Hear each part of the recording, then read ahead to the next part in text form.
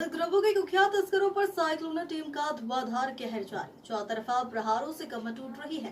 दशकों से स्वयंभू सरताज बनी नशे के सौदागरों की हाथ में जादू की कड़ी से हाथ में पुलिया की हथकड़ी तक का सफर तय किया। कुख्यात तस्कर हनुमान राम ने उज्जैन से जोधपुर तक आने में जोधपुर पुलिस अधीक्षक श्री विकास कुमार ने बताया कि जोधपुर रेंज साइक्लोन टीम ने ऑपरेशन कपीश्रम चलाकर मादक द्रव्यों की तस्करी की कुख्यात सरगना हनुमान राम तथा उसके दाहिने हाथ जुगता राम को कड़ी मशक्कत के बाद धर दबोचने में सफलता अर्जित की। पकड़े गए दोनों अपराधी हनुमान राम पुत्र जवाराम निवासी गेड़ा जिला बालोतरा एवं जुगता राम उर्फ जीतू पुत्र लंबे समय से पुलिस का सरदर्द बने बैठे थे। आरोपी हनुमान राम की गिरफ्तारी पर 40,000 रुपए का इनाम घोषित था। ऑपरेशन मोना के तहत महीनों पकड़े गए सरगना जस्साराम उर्फ जसिया का सेनापति था। हनुमान राम पर दर्जनों प्रकरण दर्ज है, जिनमें मारपीट, झीना झपट, मादक द्रव्यों की तस्करी, चोरी, आर्म्स एक्ट, गृह भेदन, धोखाधड़ी, पुलिस पर फायरिंग की कई प्रकरण शामिल है। 3 वर्षों से ज्यादा अवधि से फरार चल रहा हनुमान राम पर फरारी की अवधि में धंधे पर पैर जमाता जा रहा था। खासकर गुरु जस्साराम के पकड़े जाने के बाद हनुमान धंधे का बेताज बादशाह बन बैठा था। अपराधी जुगता राम पर भी 4 से 5 प्रकरण दर्ज है तथा 4 जिलों जैसलमेर, बाड़मेर, हनुमानगढ़ व जोधपुर में अपराध करता था। फिलहाल मादक द्रव्यों की एक बड़ी खेप के मामले में शेरगढ़ थाने की पुलिस को लंबे समय से तलाश थी। राजसमंद, बालोतरा, पाल इत्यादि जिलों में हनुमान के विरुद्ध दर्ज प्रकरण ऊंट के मुंह में जीरे जैसे हैं, एक ही टकसाल से सिक्कों की तरह पैदा हो रहे हैं। एक छोटे से अंतराल के बाद हम सब फिर मुखातिब हैं। नशे के धुरंधरों के धमाल को अपनी धुआंधार धरपकड़ की धमक से धराशायी और धूल दूषित करती, धूम मचाती साइक्लोन टीम की एक और महत्वपूर्ण सफलता के साथ अपने चौतरफा वारों से नशे के महाकारोबार पर महादानव की कमर तोड़ती साइक्लोन टीम की यह 100वीं उपलब्धि है। इस बार यह कहानी है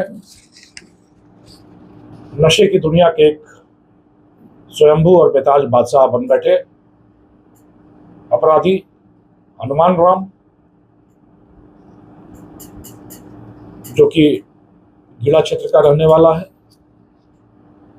पिछले 3.5 वर्षों से फरार, करीब 1 दर्जन मामले जिसके खिलाफ है, जिस पर 40,000 रुपए का इनाम है और जिसकी गिरफ्तारी के लिए ऑपरेशन कपीश्रम चलाया गया था। एक लंबे समय तक कड़ी मशक्कत के बाद यह अपराधी अपने एक और दुर्दांत साथी, जो कि नशे के कारोबार का वह भी महातस्कर है, उसके साथ पकड़ा गया। नशे भी जो पिछले 3.5 सालों से फरार चल रहा, जिसकी गिरफ्तारी पर 40,000 रुपए का इनाम घोषित, दर्जनों मुकदमे, मारपीट, छीना झपटी, मादक द्रव्यों की तस्करी, आर्म्स एक्ट, पुलिस पर हमला जैसे करीब दर्जनों मुकदमे, और तुर्रा यह दर्जनों मुकदमे ऊंट के मुंह में जीरे की तरह पिछले करीब 12 वर्षों से नशे की दुनिया का स्वयंभू सरताज बना यह अपराधी किस तरह पुलिस की आंखों में धूल झोंकता रहा और सिर्फ दर्जन भर मुकदमे दर्ज हो पाए। यह कहानी बड़ी दिलचस्प है। बिना शगुन देखे यह अपराधी निकलता नहीं था। पानी का घड़ा लिए हुए कोई महिला निकले, तीतर किधर बोलता है, कीकर किधर बोलता है, सियार किस तरीके से सड़क पार करते हैं, इन सारी चीजों को देखता हुआ तब अभियान पर निकलने वाला यह अपराधी हमेशा सफल होता रहा। बहुत कम मुकदमे मादक द्रव्यों की तस्करी के इसके खिलाफ दर्ज हो पाए, पर विडंबना यह देखिए समय का व्यतिक्रम कि हाथ में जादुई कड़ा पहनने की ललक, उस जादुई कड़े को मंत्र सिद्धि कराकर यह टोटका करना कि जब तक हाथ में यह कड़ा रहेगा दुनिया की कोई भी ताकत उसको पकड़ नहीं पाएगी। और उस कड़े की मंत्र सिद्धि के लिए वह उज्जैन जाता है और वह कड़ा ही उसके गले की फांस बन जाता है। तो हाथ के जादुई कड़े से पुलिस की हथकड़ी पहनने तक उज्जैन से जोधपुर तक का सफर तय किया अपराधी हनुमान राम ने। कहानी वही टकसाली कहानी है, एक ही सांचे में ढले हुए एक से सिक्के। वही कहानी जो आमतौर पर इन मादक द्रव्य के तस्करों के जीवन की कहानी रही है। पढ़ाई लिखाई में मन न लगना, 10वीं 12वीं के बाद पढ़ाई छोड़ देना, दुस्साहसी होना, जल्दी पैसे कमाने की ललक, अति महत्वाकांक्षा और गलत सोहबत। और हर अपराधी की तरह पिता का प्रयास कि पुत्र सही दिशा में चले। तो कभी एक व्यापार में लगाया, कभी कपड़े के व्यापार में कर्नाटक भेजा, कभी गाड़ियों का व्यापार राजस्थान में कराया, और पूत के पांव पालने में ही नजर आ जाते हैं। गलत सोहबत में पड़ा हुआ हनुमान राम चोरी के वाहनों के पहले मारकाट करता रहा। जिस भी धंधे में लगा वहां उसने जमकर मारकाट की, वाहन चुराने शुरू किए, चोरी के वाहन इस्तेमाल करने शुरू किए, और अपने दुस्साहसी स्वभाव, अपने दबंग स्वभाव, मारकाट की आदत और तेज ड्राइविंग के चलते जल्द ही कुख्यात तस्करों की नजर में आ गया। 2012 के आसपास, करीब 13 साल पहले, एक विवाह समारोह में हनुमान का संपर्क हुआ कुख्यात अपराधी जस्सा राम से। ये वही जस्सा राम है जो पिछले साल जून में ऑपरेशन मोना चलाकर पकड़ा गया था, एक कुख्यात तस्कर। आपने वो वीडियो देखा है जिसमें उसके घर पर किस तरीके से छापेमारी की पुलिस ने और उसको धर दबोचा था। उसी जस्सा राम का पहले तो ड्राइवर बना।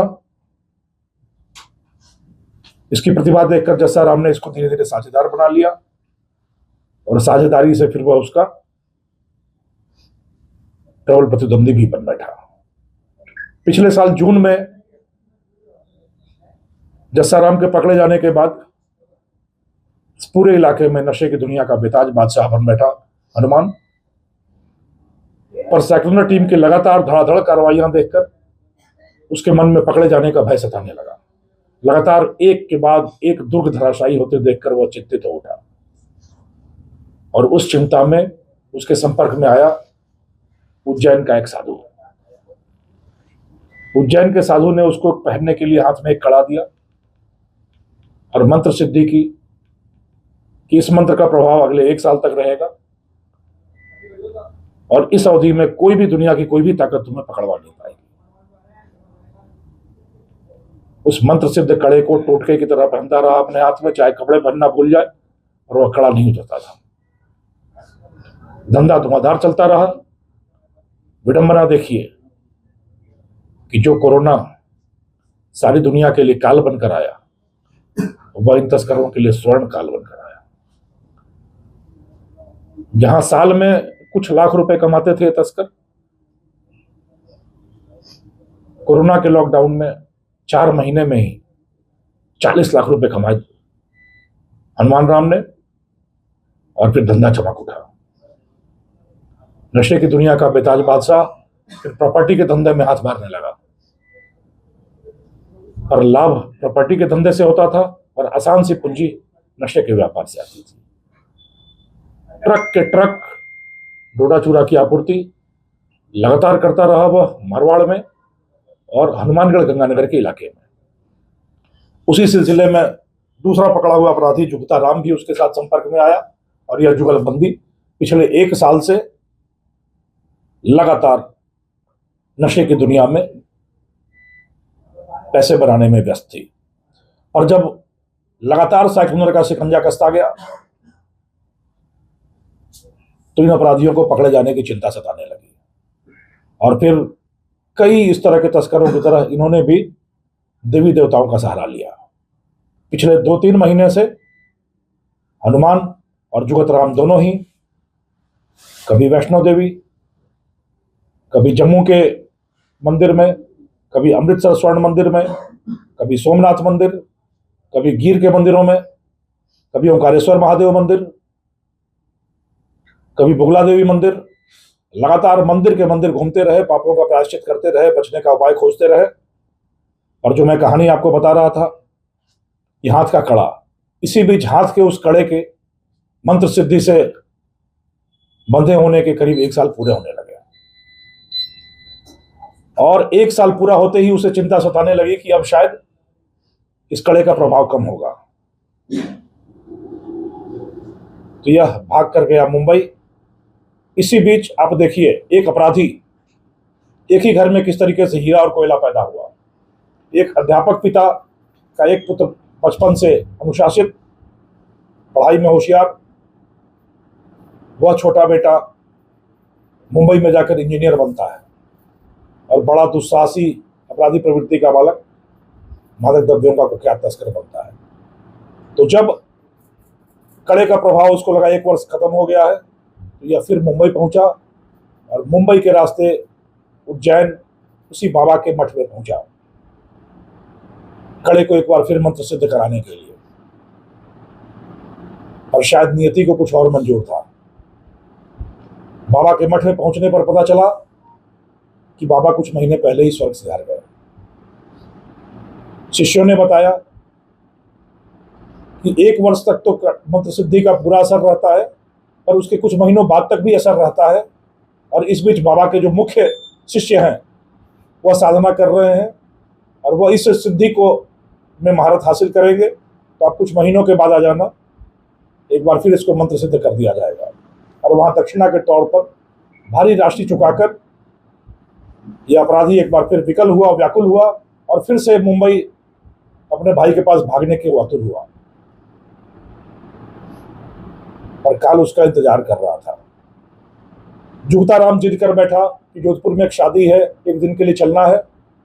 और कोटा में एलन कोचिंग में हनुमान की बेटी कोचिंग कर रही थी।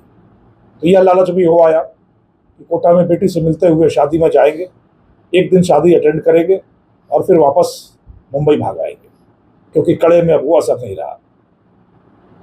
कड़े में वो असर रहा हो ना रहा हो, पर कड़ा अपना असर दिखा गया।